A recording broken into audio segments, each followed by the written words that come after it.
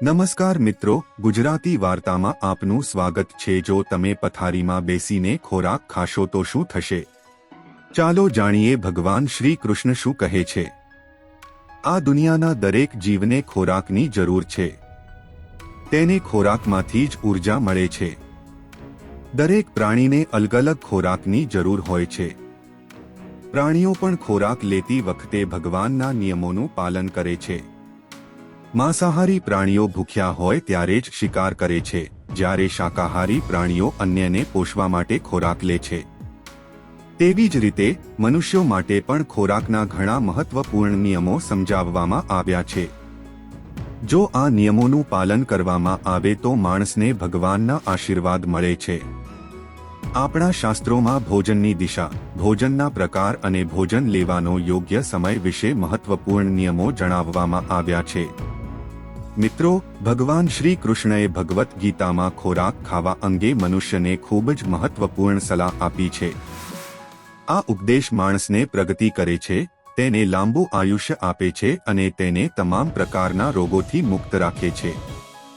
જે શરીર બ્રહ્માએ પોતે આપ્યું છે, તેને શુદ્ધ અને સ્વસ્થ રાખવાના ઉપાયો પણ તેમણે મનુષ્યને જણાવ્યું છે। જે વ્યક્તિ ભગવાન શ્રી કૃષ્ણ દ્વારા આપવામાં આવેલા આ નિયમોનું પાલન કરે છે, તેનું શરીર હંમેશા શુદ્ધ, સ્વચ્છ, વિકારોથી મુક્ત અને મોક્ષની પ્રાપ્તિ કરે છે।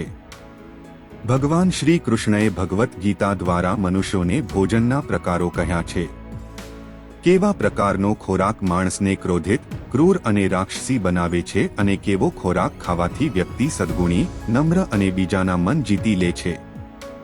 માણસ જે પ્રકારનો ખોરાક ખાય છે, તેને પણ તે જ પ્રકારનું શરીર અને વિચારો મળે છે।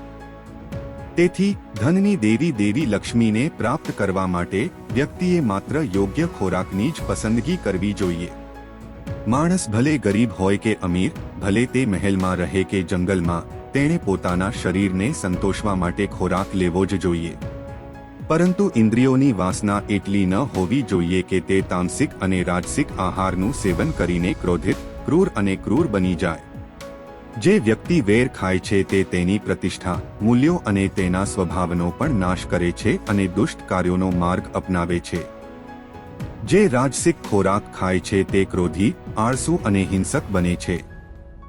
પરંતુ જે વ્યક્તિ ભગવાનનું નામ લે છે અને શુદ્ધ આહાર લે છે, તે માત્ર શારીરિક રીતે શુદ્ધ નથી થતું, પરંતુ તેનું મન પણ શુદ્ધ અને સુંદર બને છે। ભગવાન હંમેશા આવા શરીરમાં રહે છે। ભગવાન શ્રી કૃષ્ણના મતે જે ભોજન શુદ્ધ હોય છે તે સદાચારી લોકોને પ્રિય હોય છે। આવો ખોરાક જીવનને લંબાવે છે, જીવનને શુદ્ધ કરે છે અને શક્તિ, આરોગ્ય, બુદ્ધિ અને સમૃદ્ધિ આપે છે। આમાં ગામડાનું દૂધ શ્રેષ્ઠ માનવામાં આવે છે। ત્યારબાદ ધરતીની ગોદમાં ઉગાડવામાં આવતા અનાજ અને રસાયણયુક્ત ફળો પણ સાત્વિક આહારની શ્રેણીમાં આવે છે। આ પછી રજોગુણી ખોરાક આવે છે, જે ખોરાક અતિશય ખાટો, ખારો, તીખો, શુષ્ક અને બળતરા પેદા કરે છે, તે ખોરાક રજોગુણી લોકોને ગમે છે। આવા ખોરાકથી રોગ, દુઃખ અને દુઃખ થાય છે। તે શરીરને અંદરથી બાળી નાખે છે અને વ્યક્તિને ગુસ્સે અને ક્રૂર બનાવે છે। રાજસિક ખોરાક ખાવામાં સ્વાદિષ્ટ હોય છે, પરંતુ તેનાથી મનુષ્યમાં અનેક પ્રકારના વિકારો થાય છે। વ્યક્તિ વધુ લોભી અને અહંકારી બને છે। ત્રીજો ખોરાક તામસી છે। તામસી ખોરાક એટલે અશુદ્ધ, વાસી અને દુર્ગંધવાળો ખોરાક। જમવાના 3 કલાક પહેલા બનાવેલ અને ભગવાનને ચઢાવ્યા વિના ખાવામાં આવે તેને તામસી કહેવાય છે। માંસાહારી ખોરાક પણ તામસિક ખોરાક હેઠળ આવે છે। રાક્ષસી વૃત્તિ ધરાવતા લોકોને આવો ખોરાક ખૂબ જ પ્રિય હોય છે। જે સ્ત્રી દેવી દેવતાઓની પૂજા કરે છે તેણે ક્યારેય તામસિક ભોજન ન ખાવું જોઈએ। આ કારણે તેની પૂજાનું કોઈ પરિણામ મળતું નથી। આવી સ્ત્રીના ઘરમાંથી લક્ષ્મીનો પણ વિદાય થાય છે અને ઘરમાં સંકટ અને અશાંતિ રહે છે। તેથી આપણે જે પ્રકારનો ખોરાક ખાઈએ છીએ તે પ્રમાણે આપણી વૃત્તિઓ પણ બને છે। પલંગ પર અથવા ઘરના દરવાજા પર બેસીને ખાવાનું સંપૂર્ણપણે અયોગ્ય છે। પથારીમાં બેસીને ખાવાથી વ્યક્તિનું આયુષ્ય ઘટે છે અને શરીરમાં વિકૃતિઓ સર્જાય છે।